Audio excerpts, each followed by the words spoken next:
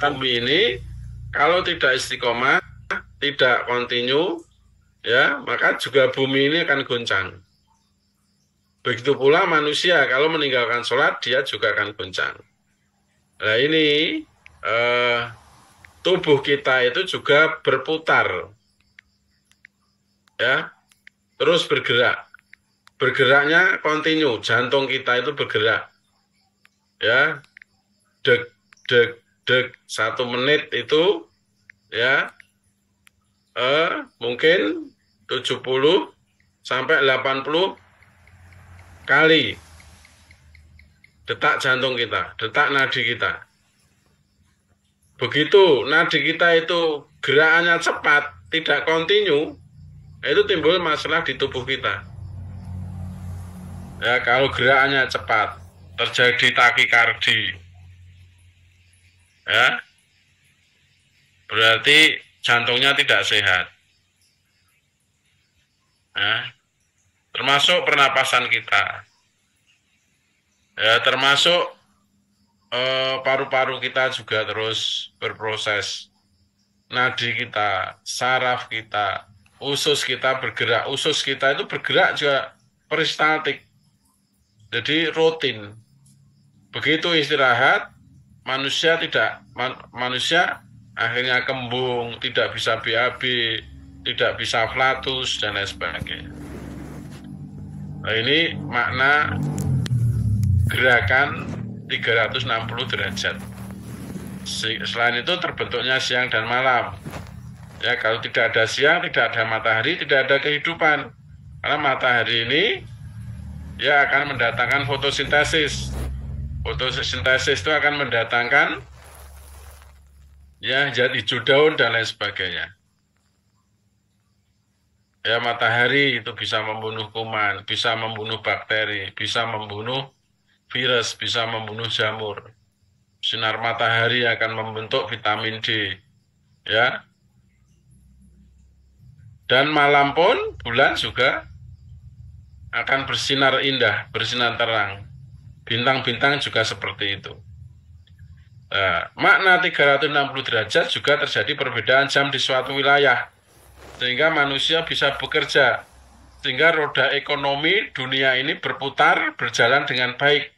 Kalau tidak ada perbedaan jam di suatu wilayah, ya tidak akan roda ekonomi, roda perdagangan, bahkan penerbangan ya akan buntu. Makanya harus ada perbedaan jam. Makanya di Jepang mungkin sekarang ini jam 10 lebih sedikit. Di Indonesia baru jam 8 lebih seperempat. Ya, di belahan Eropa mungkin selisih 4 jam dengan Indonesia, duluan dengan Indonesia. Mungkin di sana sekarang ini baru jam 4 sore. Nah, ini ya seperti ini perbedaan jam di suatu wilayah ini ya luar biasa. Ya. Mungkin di Arab Saudi sekarang ini baru jam 4. Di sana habis asar. Ya, baru habis asar. Sehingga perputaran dunia ini akan jalan. Itulah makna 360 derajat. Apalagi terhadap kesehatan. Tulang kita, sendi kita, saraf kita, usus kita, ya, jantung kita, paru-paru kita, semuanya bergerak. Dan pergerakannya rutin. Begitu jantung tidak bergerak, tidak berdetak, itu alamat. Nah, makanya manusia kalau meninggalkan sholat juga akan kacau, hidupnya akan kacau. Nah, ini duduk iftiros. Ternyata duduk iftiros itu kita bertumpu pada pangkal paha yang dilewati saraf siatik, nervus ischiadicus. Ya. Hal ini dapat memelihara fungsi saraf siatik. Hal ini dapat mencegah penyakit siatika atau isialgia, yaitu gangguan di sepanjang daerah yang dipersarafi saraf siatik yang menyebabkan nyeri dari punggung bagian bawah sampai kaki yang luar biasa sehingga menyebabkan penderitanya tidak mampu berjalan. Isialgia, jadi kalau orang Jawa mengatakan saraf kejepit. Saraf kejepit itu di tulang belakang. Ya, bisa di lumbal, bisa di torakal, bisa di servikal. Namanya saraf kejepit, nervus ischiadicus itu ya dimulai dari tulang belakang. Ini duduk iftiros. Duduk tawaruk, ya. Duduk tawaruk. Nah, duduk tawaruk yang sempurna sangat baik bagi pria, karena dapat membantu mencegah impotensi dan mencegah gangguan pada ureter, kandung kemih atau vesika urinira. Vas deferens. Ya, vas deferens ini juga alat reproduksi pria dan uretra.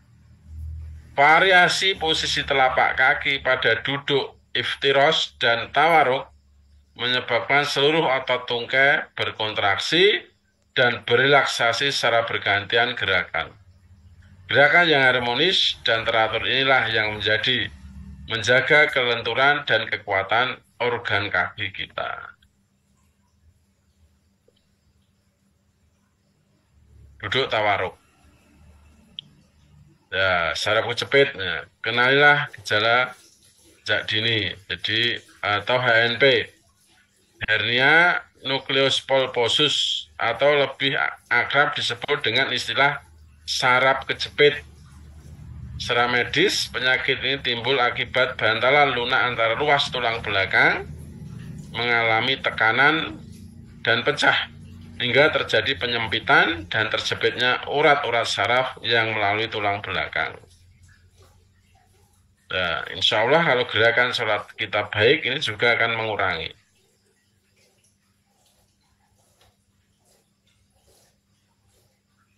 Ya, bisa meredam nyeri punggung bawah.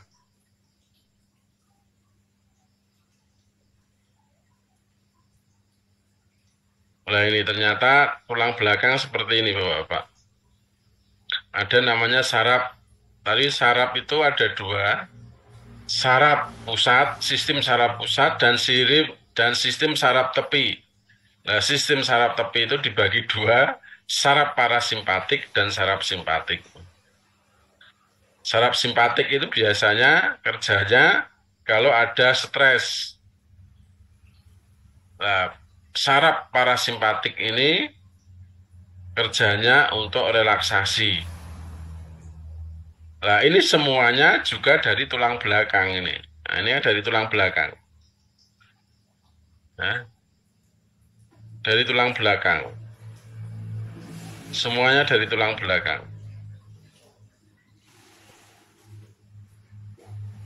Nah, ini. Kesehatan tulang belakang. Diagram sistem anatomi saraf ini. Tulang belakang berperan vital dalam menentukan kondisi kesehatan tubuh. Di tulang belakang terdapat sistem saraf. Sistem saraf pusat yang terhubung dari otak besar ke organ-organ vital seperti jantung, paru-paru, hati, pankreas, ginjal, usus, dan lain sebagainya. Gangguan tulang belakang menyebabkan terganggunya koordinasi otak dengan organ-organ vital di atas. Gangguan ini ya menyebabkan kurang oksigen dalam tubuh sehingga menyebabkan penurunan fungsi organ-organ di atas. Bila ini terjadi, maka penyakit degeneratif akan muncul, penyakit sendi kaku, diabetes, darah tinggi, jantung, ginjal, rematik, asam urat, stroke, dan lainnya bisa terjadi. Ya. Maka tulang belakang itu menjadi pokok. Makanya tadi dalam sholat tadi kalau orang tidak bisa sholat dengan sempurna, dalam hadis diterangkan, kalau dia sujud seperti ayam, mematuk mangsanya, tul, cepat, tidak bisa tumak ninah, tidak bisa kusuk, ya otomatis tulang belakangnya juga tidak baik.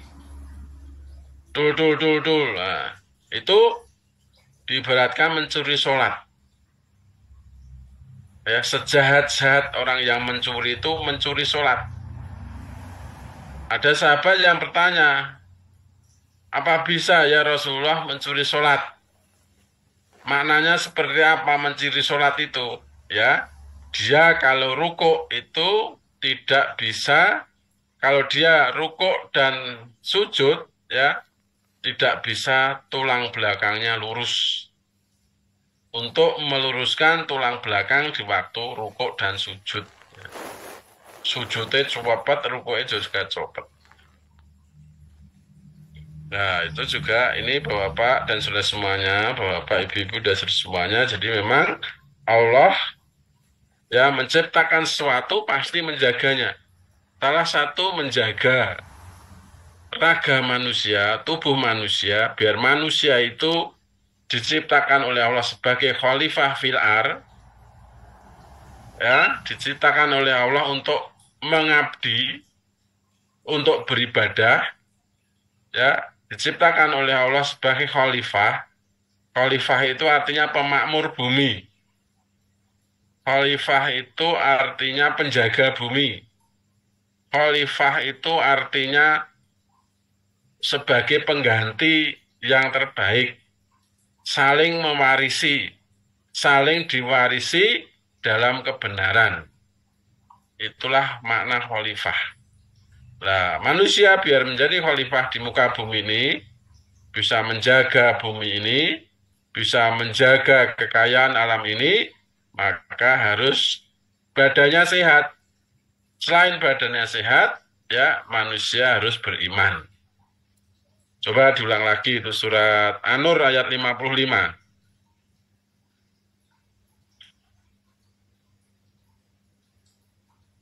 Iya, surat An-Nur, surat ke-24 ayat 55.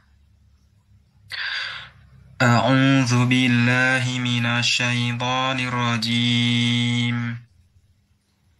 وعد الله الذين آمنوا منكم وعملوا الصالحات ليستخلفنهم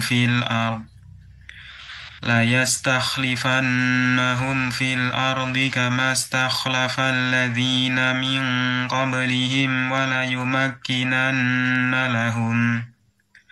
وليمكنن لهم دينهم الذي ارتضى لهم وليبدلنهم من بعد خوفهم أمنا يعبدونني لا يشركون بي شيئا ومن كفر بعد ذلك فأولئك هم الفاسقون. Allah telah menjanjikan kepada orang-orang di antara kamu yang beriman dan yang mengerjakan kebajikan, bahwa Dia sungguh akan menjadikan mereka berkuasa di bumi sebagaimana Dia telah menjadikan orang-orang sebelum mereka berkuasa. Dan sungguh Dia akan meneguhkan bagi mereka dengan agama yang telah Dia ridhoi. Dan Dia benar-benar mengubah keadaan mereka. Setelah berada dalam ketakutan menjadi aman sentosa. Mereka tetap menyembahku dengan tidak menyekutukanku dengan sesuatu pun. Tetapi barang siapa tetap kafir setelah janji itu, maka mereka itulah orang-orang yang fasik. Ya, itu janji Allah kepada orang-orang yang beriman. Jadi wa'adallahu alladzina amanu minkum wa amilus sholihah. Ya, wa'adallah, Allah berjanji alladzina amanu kepada orang-orang yang beriman minkum di antara kamu wa amilus sholihah dan orang-orang yang beramal soleh la yastakhlifanahum. Nah, Lamnya ini lam harfu tauhid. Lam tauhid. Artinya lam yang menyangatkan. Sungguh dan sungguh. Pasti dan pasti. Layas takhlifanahum. Bahwa Allah sungguh dan pasti akan menjadikan mereka berkuasa. Layastaklifanahum. Ini maknanya itu adalah khalifah, penjaga, pemakmur yang menguasai fil ardi, bumi ini. Kamastakhlafal ladina min qablihim. Sebagaimana dia kamas takhlafa, sebagaimana dia telah menjadikan berkuasa aladina min qablihim, ya orang-orang sebelum mereka. Nah, jadi orang yang beriman dan beramal soleh, Allah akan berjanji kepada orang yang beriman beramal soleh untuk menguasai bumi. Nah, untuk menguasai bumi, untuk mewarisi bumi, sebagai khalifah, pemakmur bumi ini harus cerdas, harus pandai, harus sehat tentunya, harus kuat. Pemakmur bumi kok sakit-sakitan ya nggak bisa. Pengganti yang mewarisi kebaikan kok sakit-sakitan nggak bisa. Maka ayat itu diteruskan, ya, wala yumakin nana, dan sungguh lagi, lamnya harfu tauhid, dan sungguh dia akan meneguhkan lahum bagi mereka dinahum, ya, dengan agama aladir tada lahum, yang telah dia ridhoi, ya, bagi mereka. Nah, ya, ini janji Allah kepada orang-orang yang beriman. Wala yubadilannahum mim ba'di khaufihim amna. Dan dia benar-benar mengubah keadaan mereka mim ba'di, setelah khaufihim, ya, berada dalam ketakutan, amna, menjadi aman sentosa. Ya budunani la yusrikuna bisai'a.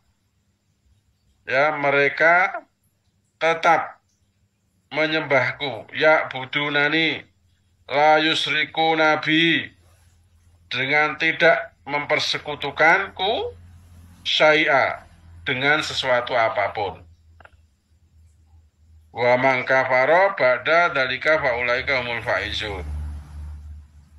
Wa man, tetapi barang siapa kafaro, tetap kafir, ya, ba'da dzalika, setelah, ya, janji itu, faulaika hum, maka mereka itulah fasikun, orang-orang yang fasik. Nah, ini janji Allah dalam surat An-Nur ayat 55 ini, janji Allah kepada orang-orang yang beriman, yang beramal soleh, pasti akan menjadikan mereka itu berkuasa di bumi. Sebagaimana orang-orang yang terdahulu menguasai bumi ini. Ini luar biasa. Makanya Allah menjaga pada orang-orang yang beriman, orang-orang yang beriman tentunya, itu, ya, dengan sholat 5 waktu, sholat yang dilakukan dengan khusyuk, dengan tumak ninah, apalagi bisa mengerjakan sholat-sholat sunnah yang lain. Nah, ini luar biasa. Jadi kebaikannya, tulang belakang kita bisa sehat, sendi-sendi kita bisa sehat, jantung kita bisa sehat, pankreas kita bisa sehat, paru-paru kita bisa sehat. Ya, ini, ya, Bapak, Ibu, dan semuanya. Ini sebagai mukadimah, mungkin apa Kalau ada pertanyaan-pertanyaan,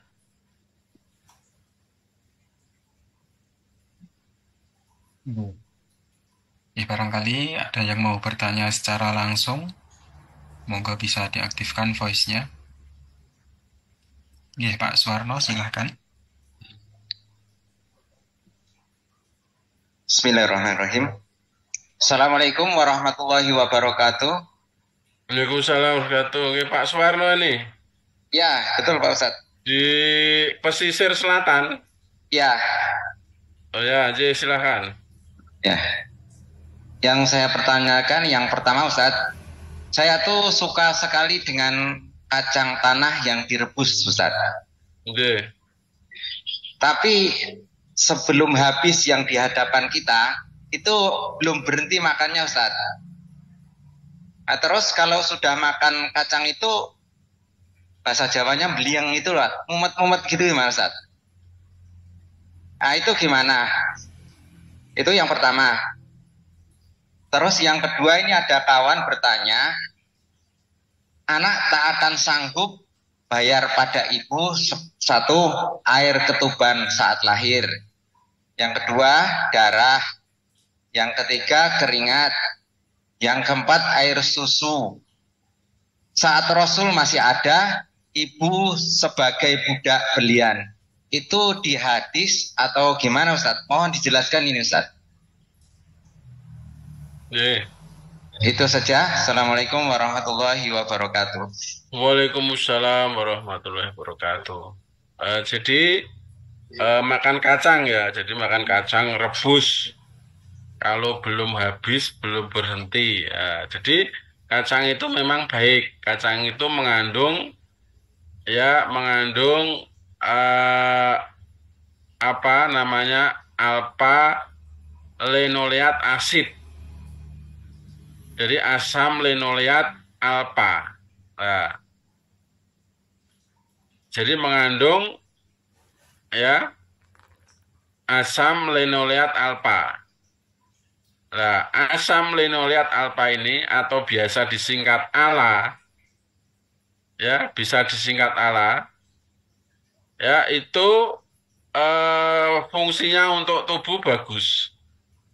Bahkan ada kacang tanah, kacang rebus itu bisa memperpanjang usia.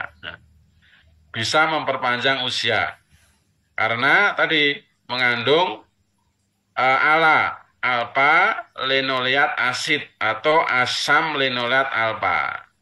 Bagus, jadi makanya ada 7K singkatannya yang bisa menyebabkan awet muda. 7K itu apa? Ya, 7K itu sering kita sampaikan. 7K yang menyebabkan awet muda. 1. Kelor. 2. Kemangi. 3. Kecambah. Ya. 4. Ketomat. Kelor, kemangi, kecambah, ketomat. Ya. Kemudian kacang tanah. Ya. Kemudian yang terakhir ketawa. Ketawa. Artinya senang, harus riang gembira. 7K ya. Kenikir, kemangi, kecambah, ketomat, kelor, kacang tanah, dan ketawa. 7K yang bisa menyebabkan awet muda. Ya. Terakhir ketawa. Ketawa itu riang gembira, jadi tidak ketawa sendiri ya. Itu bisa menyebabkan salah satunya bisa menyebabkan awet muda karena banyak kandungan nutrisi yang ada dalam salah satunya kacang rebus tadi. Tapi kalau kebanyakan gelijeng, ya sesuatu yang berlebihan itu nggak boleh. Allah sudah memberikan rambu-rambu. Kulu wasrobu wala tusrifu. Makanlah dan minumlah, jangan berlebihan. Ya, karena kalau berlebihan itu ya temannya setan. Ya. Temannya setan. Makanya ya jangan sak tumbuk dintekke dhewe. Gliyang nanti. Orang tak ya belum habis masih makan terus. Ya, adalah sak tumbuh habis, ya direbuskan lagi oleh istrinya, sak piring ya, habiskan lagi. Wong li yang buatan Pak Warno sendiri, yang lain juga ngeliyang. Ya itu ya, Pak Warno yang ada di Sumbar, di pesisir selatan itu ada berapa kelompok, ada berapa personil itu? Sekarang ada 6 Ustadz. Oh, 6, katanya Ya. 12. Yang perempuan belum datang, nggak datang. Oh ya, ya itu nanti coba mengajukan nanti mengajukan untuk dibina nanti apa nanti mungkin dari pusat nanti bisa untuk apa juga membina. Ya katanya Begini yang Ustadz, dekat dari Mukom-Mukom. begini Ustadz, surat permohonan tuh dibina tuh udah saya bikin. Itu kalau dikirim lewat jasa JNT apa JNE itu gimana Ustadz? Bisa nggak apa-apa? Nggak apa-apa. Nggak apa-apa. Jadi ke alamatnya ke Sekretariat Pusat MTA. Nanti MTA Surakarta terus jalannya Ronggo Warsito nomor 111A. Solo sudah sampai. Ya, ya Ustadz. Nanti saya pandu alamatnya. Ya. Ya kan di brosur itu kan ada tuh alamatnya. Ya seperti brosur itu saja. Nanti sampai, akan sampai lewat, akan sampai.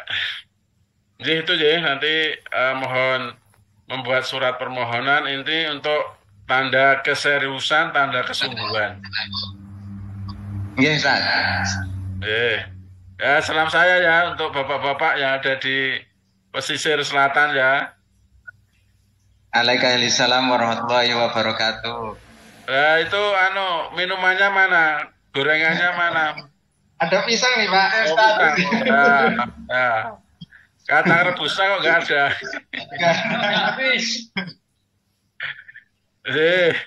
Silakan yang lain. Pertanyaan keduanya belum, Ustadz. Oh, pertanyaan kedua. Oh ya ya ya. Jadi pertanyaan kedua. Jadi anak tidak akan bisa membalas air ketubannya, ya kemudian air asinya, keringatnya.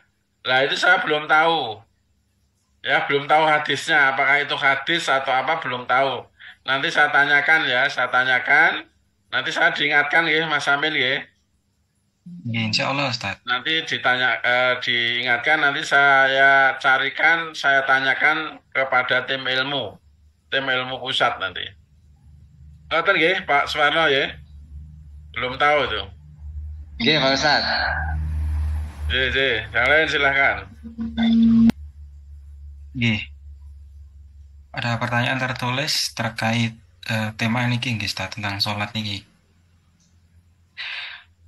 Bagaimana manfaat sholat dalam kesehatan mental, Ustadz? Karena lihat di media sosial banyak Gen Z yang terjangkit penyakit mental seperti anxiety, insecure, dan overthinking, yang jika dibiarkan bisa menjalar ke penyakit fisik juga, Ustadz.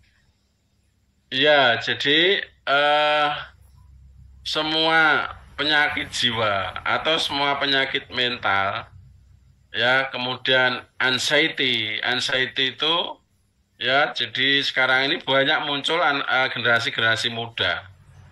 Anxiety itu artinya dia ketakutan, takut sama orang, lihat orang itu gemeter, kekhawatiran yang berlebihan itu anxiety. Ya kekhawatiran yang berlebihan itu sekarang ini fenomena itu banyak, terutama generasi-generasi Gen Z ya. Nah, semuanya itu karena mereka jauh dari Al-Quran dan As-Sunnah, jauh dari Islam. Jadi itu, semuanya saja.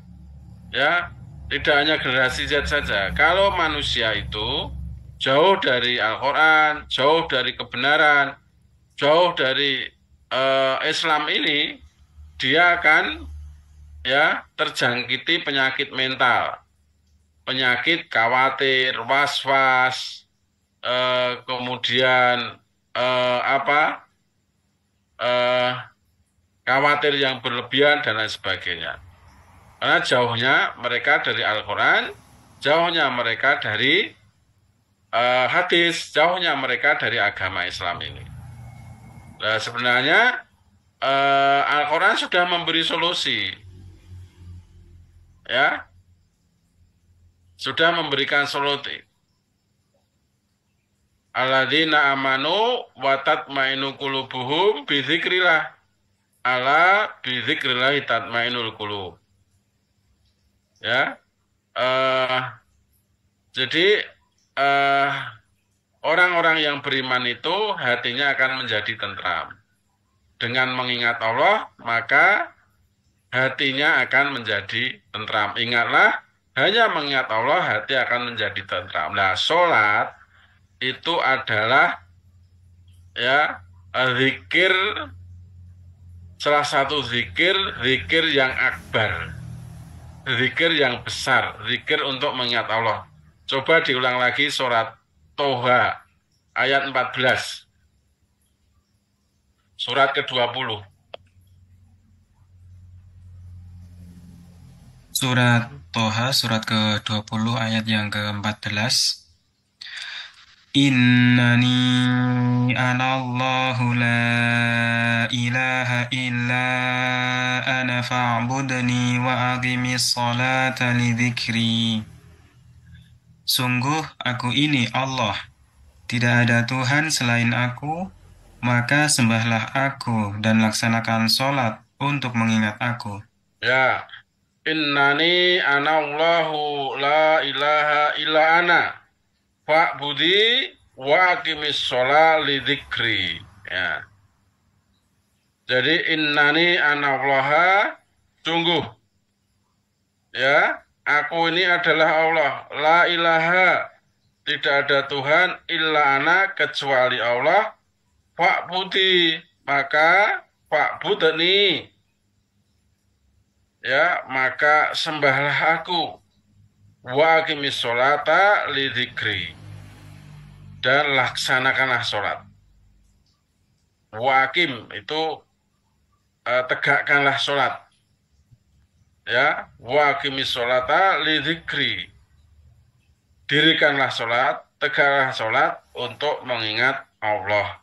Nah, jadi sholat itu ya zikir yang akbar. Sholat itu untuk mengingat Allah.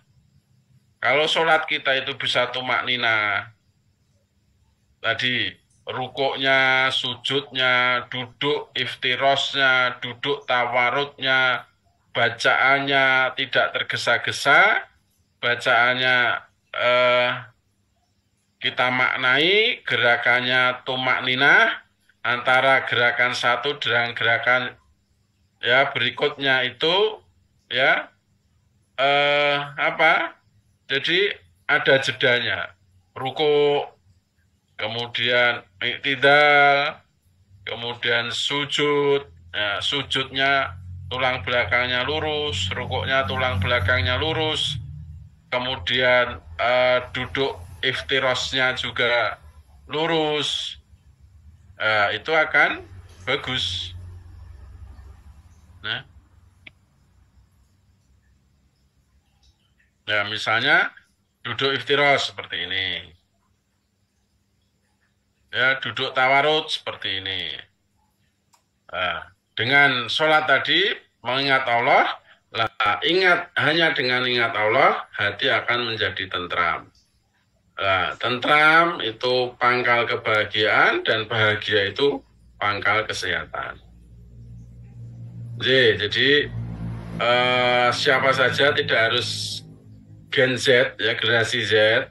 Kalau mereka jauh dari Al-Quran, jauh dari ya as-sunnah, jauh dari kebenaran, jauh dari agama ini, pasti hatinya tidak tentram, was-was, khawatir, dan lain sebagainya. Siapa saja itu.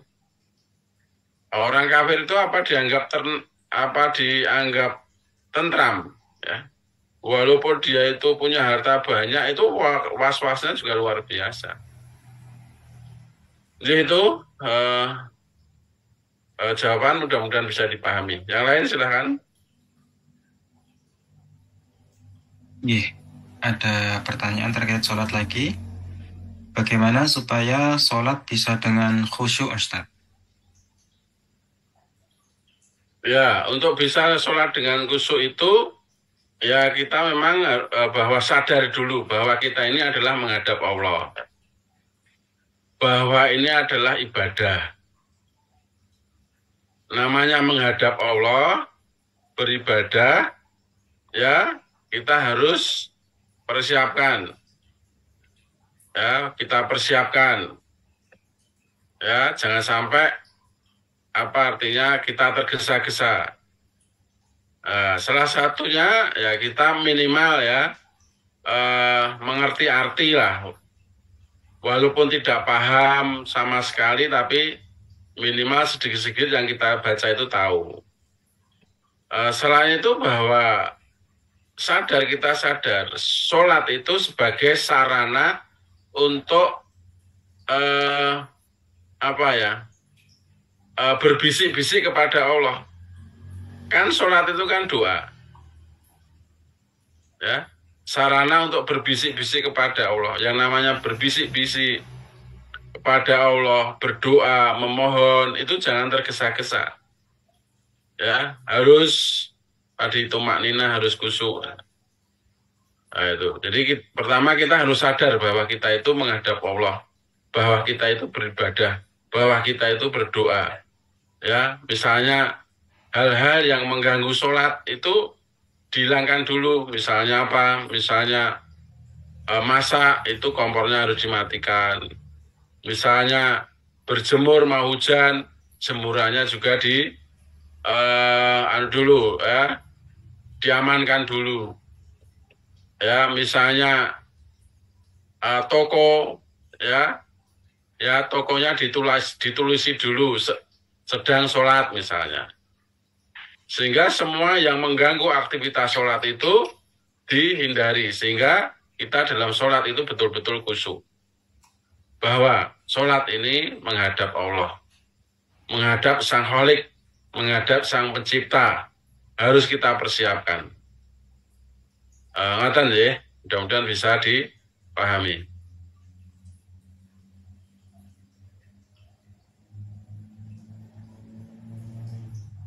Iya. Ada pertanyaan terkait sholat lagi menyambung. Mbak Siska, mohon maaf tunggu sebentar nggih. Ada sambungan pertanyaan. Ustadz, kami yang di rantau kadang waktu sholat sangat sibuk.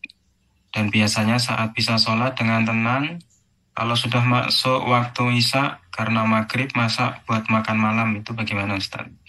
Jadi kalau memang di rantau, ini kan musafir.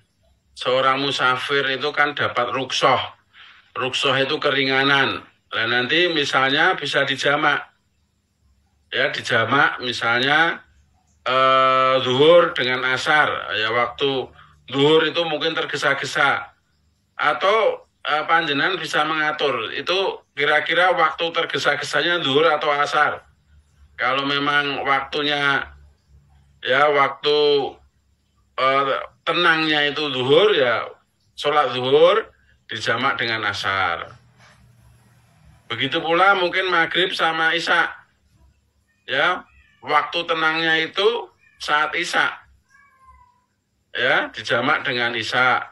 Ya, nanti jamak takhir dikerjakan pada waktu isya misalnya. Boleh itu panjenengan semuanya yang di Jawa, yang di Korea, di Jepang, di Qatar, ya di Hong Kong, itu kan semuanya musafir. Nah, musafir itu dapat ruksoh. Ruksoh itu keringanan. Nah, keringanan itu bisa diambil, bisa tidak. Diambil juga nggak apa-apa. Nah, itu untuk biar sholat kita itu bisa khusyuk, tidak tergesa-gesa. Ya, monggo nanti yang tahu panjenengan sendiri. Yang tahu Bapak Ibu semuanya. Kira-kira waktu longgarnya, waktu tidak tergesa-gesanya kapan? Nah, itu bisa diambil untuk mengerjakan sholat. Ya, sholat-sholat yang bisa dijamak di qashar misalnya. Kalau subuh kan tidak bisa. Nah, kemudian asar dengan maghrib juga nggak bisa. Nah, Isya dengan subuh juga nggak bisa. Nah, yang bisa saya yang bisa dijamak di kosor itu. Jadi gitu je. Yang lain silahkan. Ya, ini terkait kesehatan ya Ustaz. Ada pertanyaan. Apa obat yang tepat untuk mengobati penyakit tipes? Suami saya sudah 3 pekan demam. Terima kasih Ustaz atas jawabannya. Ya. Jadi kalau memang tipes itu ya diperiksakan ke dokter ya. Ke dokter kalau tipes itu memang harus istirahat dulu ya. Istirahat dulu karena tipes itu ya yang diserang itu kan sistem pencernaan. Ya, makanya nanti makannya yang lembut-lembut dulu. Makan yang lembut, bubur. Kalau tidak bubur ya nasi yang lembek. Ya, kemudian semua makanan yang bersumber dari ketan dihindari dulu. Jadah, lemper, onde-onde wajib tapi ketan. Itu di sana ada enggak ya? Di rantau ada enggak makanan yang terbuat dari ketan itu? Ada Ustadz, banyak. Kadang masak sendiri. Di rantau ada juga ya? Ada banyak. Nah, itu dihindari dulu ya, karena itu makanan-makanan yang sulit dicerna. Ya, sulit dicerna. Nah, makanya sedikit, nanti berapa jam makan lagi sedikit, berapa jam makan lagi sedikit. Jadi makanya jangan langsung banyak. Nanti kalau langsung banyak akan mengganggu daripada sistem pencernaan kita. Mungkin kalau obatnya ya apa ada ya, ada obat-obat yang memang untuk obat tipes, tapi di rantau sana ada enggak ya? Jadi golongan-golongan tiampenikol itu misalnya. Ini istirahat dulu dan nanti misalnya apa? Mau saya resepin japri saja. Karena kita tidak boleh menyebut merek ya. Yang bertanya dari Pontianak nih guys. Oh, dari Pontianak ya, nanti bisa japri saya ya, bisa japri saya nanti saya resepi bisa dibelikan di apotek terdekat itu. Ya, bisa dia belikan di apotek terdekat di sana nanti saya resepi lewat WA saja. Oh, iya Ustaz. Nanti bisa japri saya, nggak apa-apa. Konsultasi kesehatan lewat WA nggak apa-apa. Selama masih ada waktu nanti saya jawab. Jadi itu jadi untuk istirahat, makanan manis, gorengan, lemak, santan dikurangi. Jadi itu mudah-mudahan bisa dipahami. Iya, terima kasih Ustaz Ja'far. Iya. Ada yang resen 2 orang, Mbak Siska Nur Fajri, monggo bisa diaktifkan voice-nya. Monggo Mbak Siska, yang resen duluan. Ya Ustaz, Assalamualaikum warahmatullahi wabarakatuh. Waalaikumsalam warahmatullahi wabarakatuh. Mau izin bertanya Ustaz, mohon tipsnya. Saya sebagai ibu baru punya anak toddler yang lagi aktif-aktifnya. Jadi tuh kadang sholat tuh suka kadang sering tergesa-gesa karena ya kadang anak nggak ada yang jaga atau anak takut dalam bahaya gitu Ustaz. Kan posisinya kadang dianya nggak bisa dipegang atau nggak mau dipegang sama orang lain gitu. Jadinya kalau misalkan sholat kan sebaik-baiknya sholat kan tepat waktu. Misalkan nanti dianya udah mau, sholatnya udah lewat gitu waktunya. Jadi mohon tipsnya Ustaz. Ya, ini putranya umur berapa Mbak Siska? Putri kebetulan Ustaz umur 14 bulan. Oh, 14 bulan ya, berarti 1 tahun lebih 2 bulan. Iya, betul. Jadi memang kalau pas sholat, kalau ada ya bisa bisa mungkin diajak anak-anaknya dulu atau simbahnya atau bapaknya dulu ya, digendong bapaknya dulu atau diajak lah, atau simbahnya bisa simbah putri, simbah kakung, monggo. Kalau memang nggak ada semuanya, suaminya bekerja, neneknya, kakeknya juga bekerja, yang ada di rumah hanya Mbak Siska sendiri, nah itu digendong saja. Anak itu digendong sambil sholat juga nggak apa-apa, boleh. Ya, Nabi sendiri itu sholat itu tunggangi Hasan dan Husain. Hasan ya. Nggak apa-apa kalau memang misalnya Mbak Siska itu sholat terus anaknya dilepas, putranya dilepas, ya nanti khawatir. Apalagi hujan, nanti kepleset, jatuh, ya apalagi di kamar mandi, nah, itu mah nggak bisa tumak ninah. Apalagi mah wudhu sendiri, ya keceh, nah itu pikiran kemana-mana. Air itu kan licin ya, nanti jatuh, nanti kepalanya bisa terbentur, pikirannya kemana-mana. Makanya itu semuanya menjadikan tidak bisa tumak ninah dan kusuk. Ya, makanya boleh digendong, nggak apa-apa. Anak itu digendong, kemudian sambil sholat daripada ya tadi karena tidak ada yang menjaga, ayahnya bekerja, kakek neneknya juga bekerja, yang di rumah Mbak Siska sendiri ya digendong saja, digendong, ya digendong, tetap berusaha sholat di awal waktu, ya. Digendong, sholat sambil gendong anak boleh. Ngaten ya? Oh, baik Ustaz, ternyata boleh. Soalnya dulu saya hanya pas bayi melakukan seperti itu. Jadi ternyata masih boleh ketika meskipun anaknya sudah lumayan besar. Boleh, nggak apa-apa. Ya baik Ustaz, terima kasih. Assalamualaikum warahmatullahi wabarakatuh. Waalaikumsalam warahmatullahi wabarakatuh. Ini kebetulan kakeknya di Sumber nih Ustaz, Pak Ya? Suwarno. Kakeknya di Sumber. Nih, Mbak Siska ini anaknya Pak Suwarno, Ustaz. Oh, Pak Suwarto. Pak Suwarno ini yang Pak di Sumber. Suwarno yang di Sumbar. Yang di pesisir. Nggih. Selatan. Nggih, silakan Pak Yanto Abbas. Nggih, silakan Pak Sudah Yanto. resen.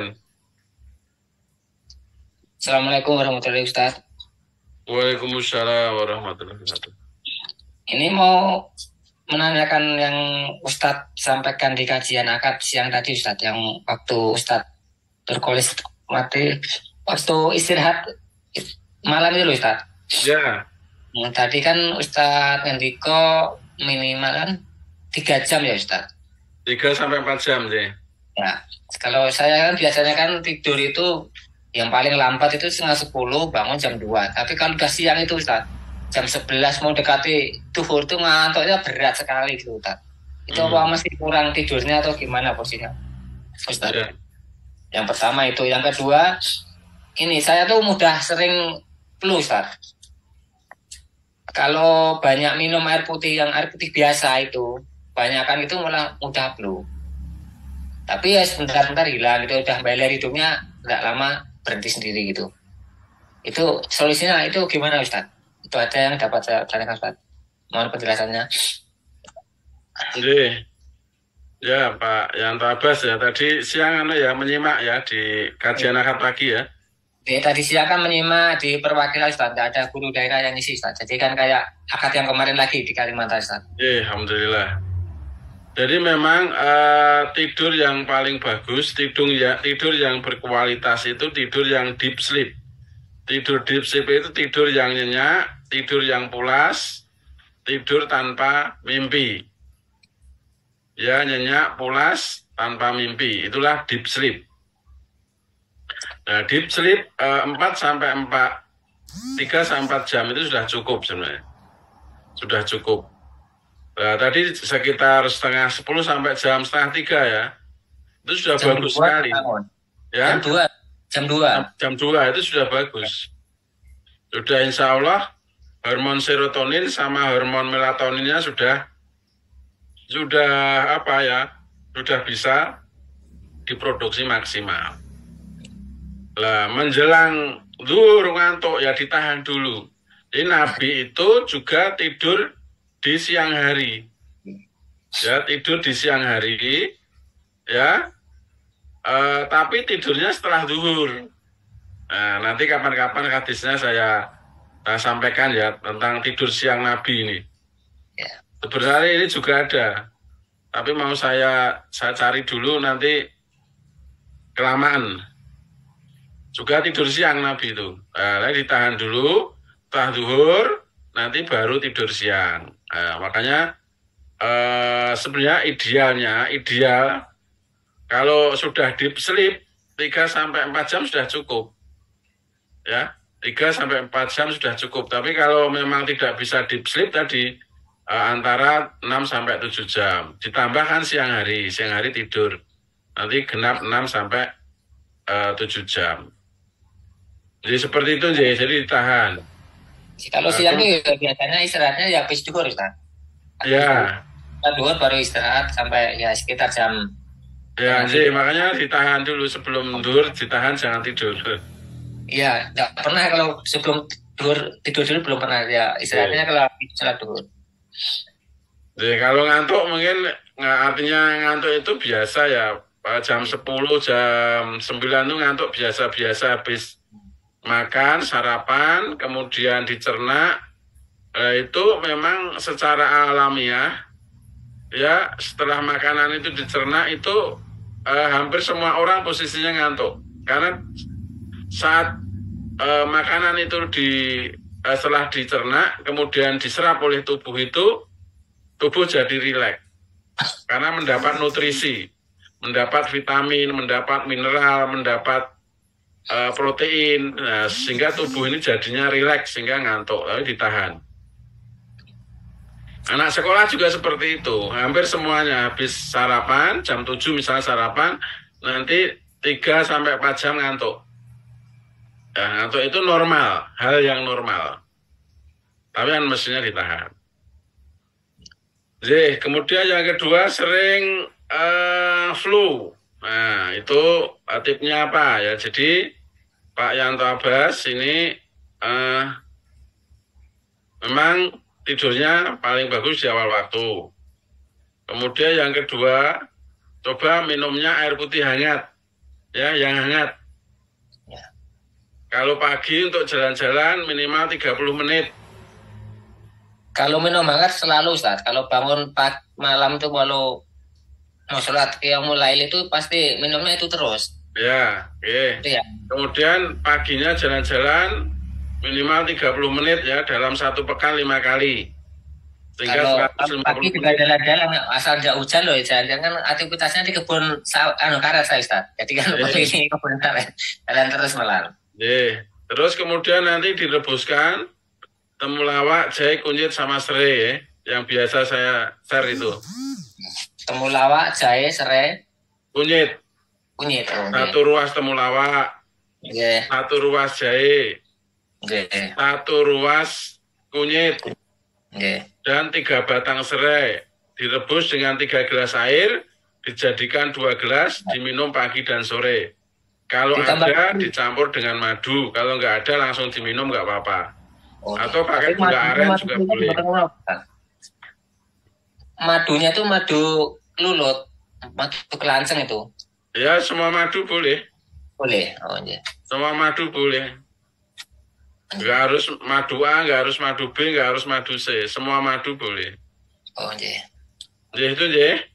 Jadi 1 ruas temulawak, 1 ruas jahe, 1 ruas kunyit, 3 batang serai, direbus dengan 3 gelas air, dijadikan 2 gelas, diminum pagi dan sore. Nah ini untuk semuanya saja, tidak hanya untuk Pak Yanto Abbas ya, mungkin yang lain-lain juga bisa mencoba itu dalam rangka untuk meningkatkan imun sistem kekebalan tubuh kita. Jadi seperti itu Pak Yanto Abbas, mudah-mudahan bisa dipahami dan bermanfaat. Jadi Ustaz, matur suwun Ustaz, atas tausiahnya Ustaz. Alhamdulillah. Karena sudah jam 11 lebih di Korea dan masih ada sisa pertanyaan, insya Allah bisa dipertanyakan untuk pertemuan selanjutnya, Ustaz. Jadi nanti yang pertama yang ditunda tadi diingatkan saya, Pak Mas Amin ya. Oh, insya Allah berarti ada 2 Ustaz untuk PR-nya. Apa PR-nya? Itu hadis atau ayat yang dipertanyakan Pak Suwarno. Kemudian hadis tentang Nabi. Oh ya, ya hadis tentang tidur siang Rasulullah ya. Iya, Ustaz. Ya, diingatkan kalau hadis tidur siang Rasulullah ada di brosur kita sebenarnya. Oh, iya. Iya. Iya, ini laporan terakhir yang tergabung di Zoom ada 28, yang menyimak dari Facebook ada 20, Ustaz. Yang dari YouTube ada 12, Ustaz. Totalnya berapa? Ya, ada 13 nih tambahan tadi. Totalnya 61 akun, Ustaz. Ya, 61 akun ya. Ya, mudah-mudahan terus meningkat, tidak hanya bekerja, tapi kita juga bisa belajar, bisa saling silaturahmi walaupun lewat Zoom.